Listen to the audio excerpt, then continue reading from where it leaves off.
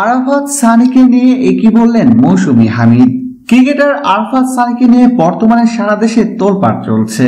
2017 সালের হট টপিকে চলে এসেছে আরাফাত সানির নাম। সামাজিক যোগাযোগ মাধ্যমে আরাফাত সানিকে নিয়ে চলছে তুমুল হইচই। কেউ আরাফাত সানিকে নির্দোষ বলছেন, আবার কেউ কেউ আরাফাত সানির সম্পর্কে বিভিন্ন ধরনের খারাপ মন্তব্য করছেন। কথিত স্ত্রীর দায়ের করা মামলায় জেলে যেতে হয়েছে আরাফাত সানিকে, তাই সময়টা খুবই খারাপ যাচ্ছে তার জন্য। অন্যদিকে আরাফাত সানির বান্ধবী অভিনেত্রী মৌসুমী হামিদ, তাকে সবসময় আরাফাত সানির বিপদের সময় পাশে থাকতে দেখা গিয়েছে। বরাবরের মতো এবারও সানির বিপদে তার পাশে আছেন তিনি।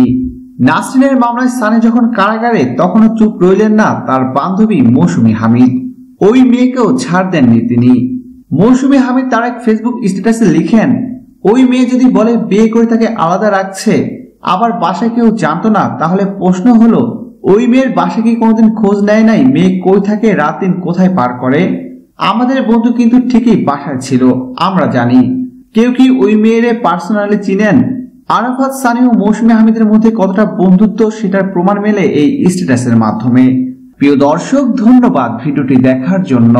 নিত্য নতুন এক্সক্লুসিভ সব খবর পেতে এখনই সাবস্ক্রাইব করুন এইচডি ওয়েবসে।